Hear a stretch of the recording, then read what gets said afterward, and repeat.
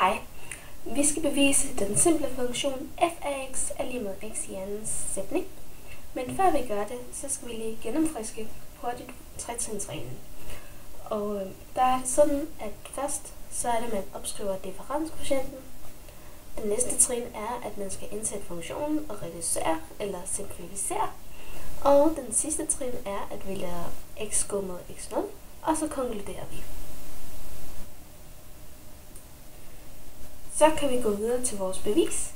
Vi har vores sætning, der lyder, at funktionen med forskrift f af x er lige med x i anden er differentiabel i et hvert x0. Differentialkvotienten er f mærke af x0 er lige med 2x0.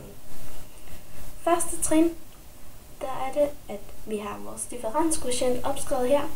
Og da vi ved, at f af x er lige med x i anden, så indsætter vi dem i differenskvotient. Ja. Og så næste trin, så er det, at vi forkorter vores brøk.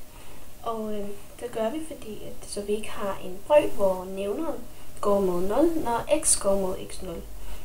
Og så for at forkorte den, så benytter vi også yderligere vores tredje kvadratsætning på tælleren. Og for endnu mere forkorte den, så kan vi så lade x minus x0 gå ud med hinanden. Og tilbage så står x plus x0 så tilbage. Og hvis vi så går videre til vores sidste trin, så er det, at vi lader x gå mod x0.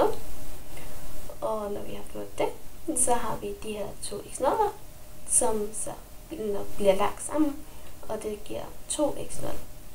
Og så har vi så bevist, at f af x er lige med x i anden er differentiabel i et hvert x0, og differentialkvotienten er f mærke af x0 er lige med 2x0.